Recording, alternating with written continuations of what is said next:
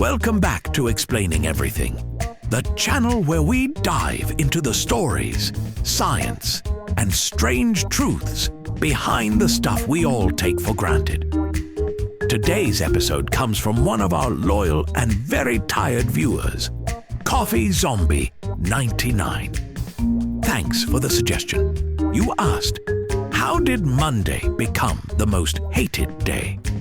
First of all, same. Second, that's a fantastic question.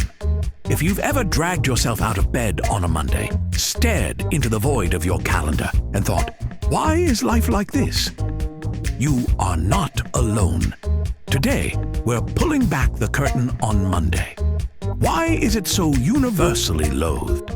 How did this one innocent-looking day become the emotional equivalent of stepping on a plug? And can science or memes explain it?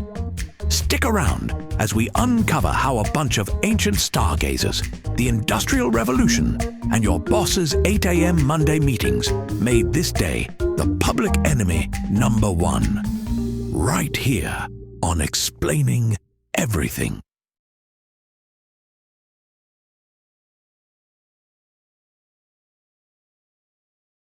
To understand the hatred, we need to start with Sunday. Sunday is a liar. It lures you in with brunch, naps, and the illusion of freedom. For most of the day, it's all good vibes and soft pants. But as the sun sets, it reveals its true form, a countdown timer to doom. Around 5 or 6 p.m., the existential dread starts seeping in, also known as the Sunday Scaries. By bedtime, you're doing advanced mental gymnastics, trying to figure out if calling in emotionally unavailable on Monday is a valid excuse. But why does Monday hurt so much more than, say, a random Wednesday? What makes it so uniquely cursed? Let's go way back, like ancient civilization back. Our 7-day week traces all the way to the Babylonians. These ancient astronomers were really into the sky and noticed 7 celestial bodies visible to the naked eye: the Sun, Moon, Mercury, Venus, Mars, Jupiter, and Saturn. So naturally, they said, let's build a calendar around that. And boom, 7-day week. Arbitrary? Kind of. But it stuck. Fast forward a few millennia, and we're still using their system, except now it includes office cubicles and motivational quotes about grinding. In many cultures, Monday was picked as the first day of the work week, and that was that. Religion also played a role. In Judeo-Christian traditions, Sunday is the Sabbath, the holy rest day. So when Sunday ends, the party's over.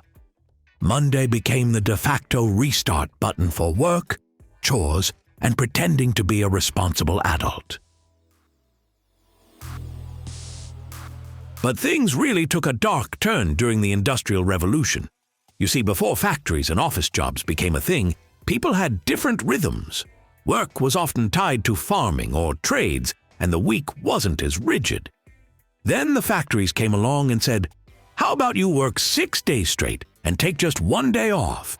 And the people said, cool, I'll drink through Sunday. Monday quickly became synonymous with misery, hangovers, and the cruel sound of a factory whistle. The phrase Blue Monday started appearing, used to describe depressed and sluggish workers dragging themselves back after a day of rest and heavy drinking. It was the 1800s version of hitting snooze 15 times and showing up to work with a cold cup of coffee and dead eyes.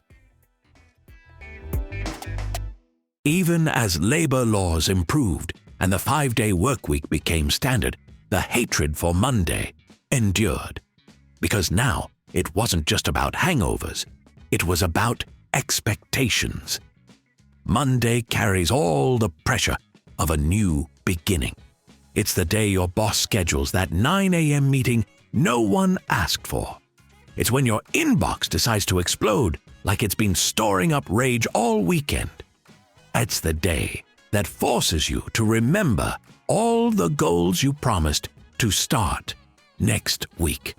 Fitness plans, new habits, productivity hacks, you name it. Monday is basically a judgmental gym coach wearing a calendar. And if that wasn't enough, enter the internet. Social media absolutely poured gasoline on the Monday hate fire. You've seen the memes. Garfield the cat hating Mondays. People lying on the floor with coffee cups captioned, "Current mood, Monday." Motivational posts trying way too hard, like, "It's Monday, but make it fierce." I don't want to make it fierce. I want to make it go away. In fact, social media turned hating Monday into a whole culture. It's a shared trauma now. You log in and see everyone complaining about the same thing, and it kind of makes it worse. Misery loves company, sure, but Monday is the VIP host of that party. Here's where it gets interesting. Science agrees. Studies have shown that people report the lowest moods on Monday. It's the day most associated with anxiety, fatigue, and lack of motivation. Your body literally reacts to Monday like it's some kind of emotional allergy. Cortisol levels, aka the stress hormone, spike more sharply on Monday morning than any other day.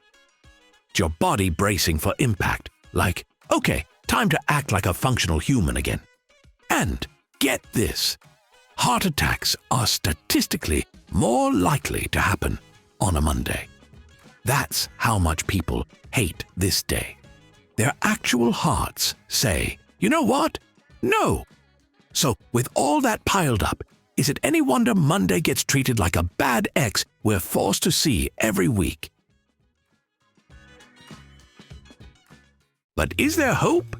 Can we make peace with Monday? Kind of. You can't erase it from the calendar unless you're a time wizard, but you can change how you approach it.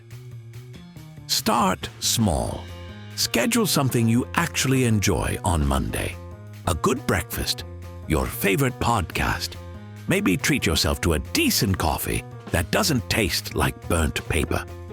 Plan a midday break to reset. Even 10 minutes of doing nothing productive is an act of rebellion.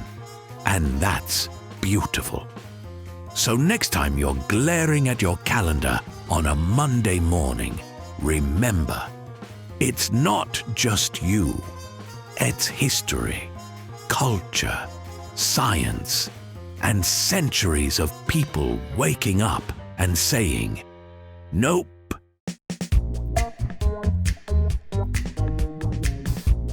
If you enjoy this video, or if you're now ready to start your week on Tuesday, please like and subscribe.